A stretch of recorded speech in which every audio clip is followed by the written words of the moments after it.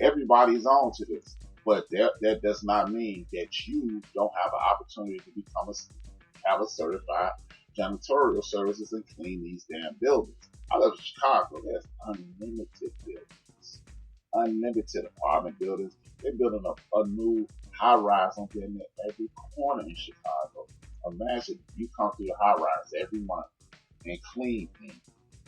If you are cleaning, you, your brothers, your uncles, your cousins, your aunts, you open up these janitorial services. Now again, we are employing our community.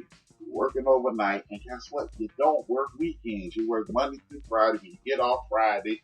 Whenever you clean the last building, see you Monday. Monday night, to be exact. So we must continue to put ourselves in these spaces in which we can employ ourselves. Oh man, they need to create jobs. No, they don't. You need to create a job.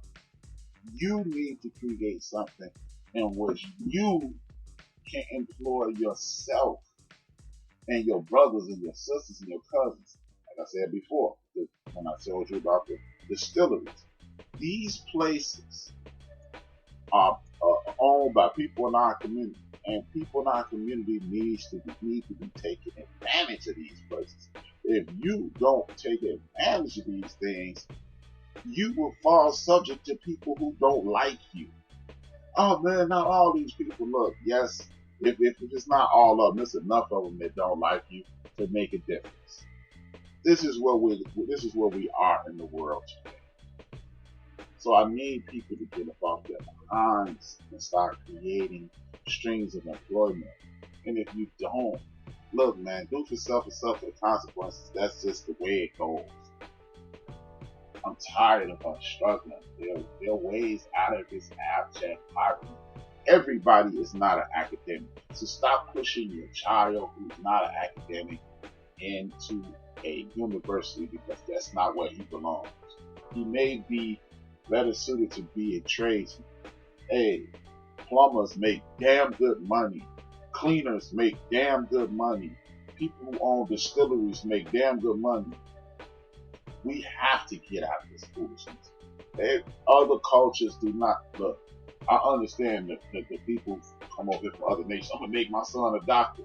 Hey man, your son may not want to be a doctor. He may be good with his hands.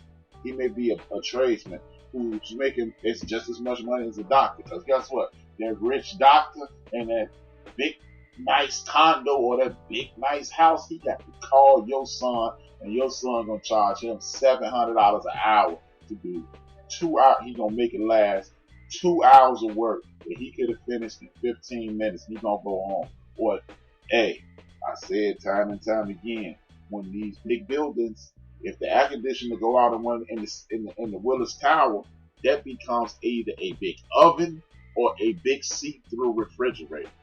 Everybody does not have to be a doctor, lawyer, or something of that nature. Sorry, everybody's not a computer technician. Everybody is not that. Understand, everybody in this world has a special quality. As a parent, it's up to you to figure out that quality in your child and push them forward. Because guess what? Just like the lady who I was just telling you about, who went down to Cuba, she was out here thug-tastic. She had watched. Look, here's part of her story. At 11, her mother was overwhelmed and wrote a suicide note and tried to kill herself. The police officers who came to the place said, just another dead nigga. They saved her mom, but that's what she's dealing with. As she's going through her life, her sister and one of her sisters and one of her brothers gets shot and killed. She could have went left. She went on to go on to be a physician. So, look, everybody, just because it looks like you at the end of the road, does not mean that road ends right there. With that being said, I want to thank y'all for tuning in.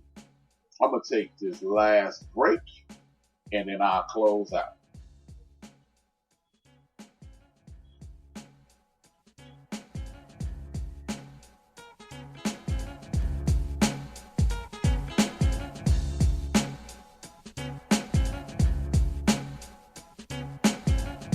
In our community, we speak frequently about the glory and splendor of the 25th dynasty of Egypt, also known as the Kushite Empire.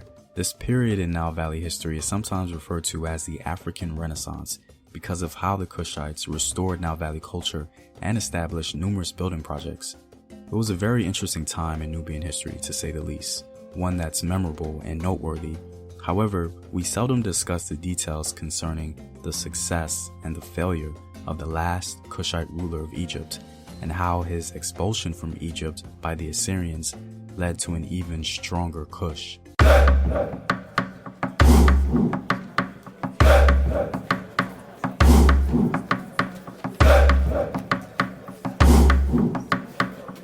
What up, African world? It's Home Team here, and welcome back to another video of African history, culture, and worldview. By supporting this channel on Patreon, you're helping in the creation of these videos and supporting this content. If you'd like access to full courses and sources, or you simply want to show your support, you may do so by clicking the Patreon link in the description box below. One of my favorite moments in ancient African history is the Kushite expansion along the Nile Valley. This moment in time actually taught us a lot of things about the relationship between Kush and Egypt, and even about the ideology of ancient African people. This was the only time in African history, or perhaps even world history, where a foreign group of people conquered a region not to destroy it, but to revitalize it. Because of this purpose, the Kushite pharaohs seemingly found it easier to forgive their enemies and occasionally placed them in positions of power within the empire. Many of the Kushite rulers won the hearts of the various people throughout the Nile Valley, which was certainly not an easy task. We know of the Kushite rulers such as King Pi, Taharka, and perhaps even King Shabaka, but we know little to nothing about King Tutankhamun. Even though he was the last Kushite pharaoh, he dared to be great, and he afforded the Kushites one last shot at glory. During the latter end of King Taharka's rule in Egypt, Egypt was divided between the Assyrians in the north, or the Delta region, and the Kushites in the more southern region in Thebes. Taharka was able to successfully repel any more incursions, maintaining Kushite dominion in the south, or Upper Egypt. When Taharka died at Napata in 664 BC, his nephew Tutankhamun assumed the full title of Lord of Two Lands. Effectively, the 25th dynasty was almost over, at least in terms of controlling all of Egypt. Yet Pharaoh Tutankhamun placed the Egyptian double crown on his head with the blessings of Amun of Jebel Barkal, and set out to avenge the defeat of his maternal uncle Taharka. We really have to commend Tutankhamun for attempting such a dangerous mission. He was determined to win back Kushite glory. To be honest, he was perhaps the most determined Kushite ruler. He must have carried an enormous burden, as the weight of Nile Valley history and culture rested on his shoulders. All the work his relatives had put in could fall under his watch. Via hindsight, it would have been easier for Tutankhamun to just keep southern Egypt with Thebes as his capital, because these were the boundaries that his uncle Taharka had secured, and the Assyrians seemed busy dealing with their own affairs at the time. But again, the young Tutankhamun sought to restore in full the two lands. The Kushites tell us that Tutankhamun had a prophetic dream which coincided with the political situation in Egypt. He dreamed of two serpents, one on his right and the other on his left. These serpents were identified as the double Kushite crown. His dream was interpreted as meaning that the Southland belongs to the Kushites, but that he must seize the northern lands and take back Memphis and the Delta. Tutankhamun mobilized his army in Kush and traveled down the Nile on his way to northern Egypt, stopping to worship the local gods at Napata, Elephantine, and Thebes. When Tutankhamun finally arrived in Memphis, he engaged in battle against what he called the Children of Weakness, who were the Assyrians and their allies. The puppet ruler Necho of Sais was reportedly killed in this battle, according to Herodotus. When Tutankhamun sailed northwards to encounter his Assyrian enemies, Tutankhamun tells us that they hid in their towns and he besieged them. The attack against the Assyrians stationed in Memphis is corroborated with Assyrian texts as well. According to Tutankhamun, the Kushites drove the Assyrians out of Egypt altogether, and after driving out the Assyrians, the local Delta rulers surrendered to him in full. Upon hearing about the Assyrian defeat in Egypt, the Assyrian ruler at the time, months later, mobilized his troops to end Kushite ambition once and for all, driving the Kushites back south and eventually taking Thebes. Upon the taking of Thebes, the Assyrians deported the inhabitants and took much wealth and other treasures. The looting and destruction of Thebes was said to be one of the greatest catastrophes of the ancient world, and was remembered for quite some time afterward in literature. The actual fate of Tutankhamun is not known, however. It's not clear if he engaged in battle with the Assyrians or returned home after taking the Delta region just before the Assyrian invasion. But we do know that after the Assyrian conquest of Thebes, the 25th dynasty of Egypt had ended under Tutankhamun. The Assyrians at the time were no doubt among the greatest military forces in the world, and Tutankhamun's fight against them was an honorable one. The Kushites ironically became a powerhouse after the Assyrian invasion of Egypt. After the reign of Tutankhamun and the end of the 25th dynasty, they continued to dominate Nubia and rule from their capital of Napata. One of the last rulers of Napata before the Kushite capital was moved to Merowe was King Nastasin.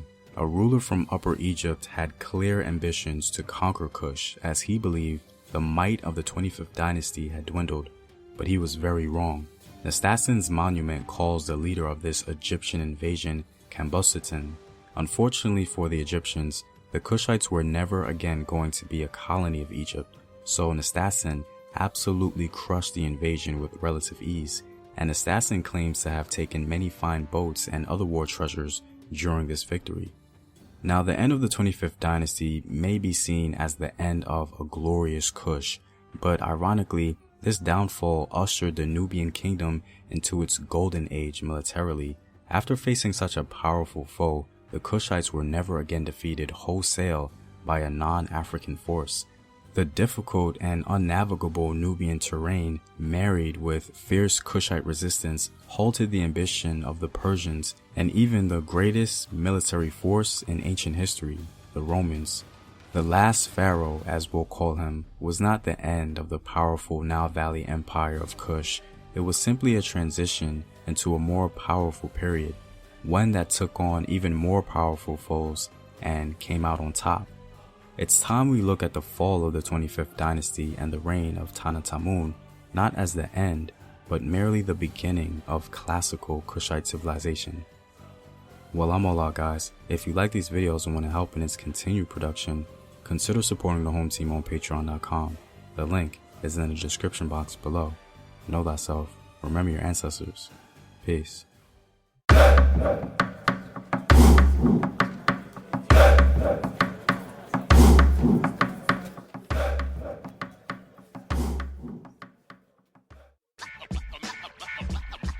I'd like to thank everybody for tuning in. This is the end of the show.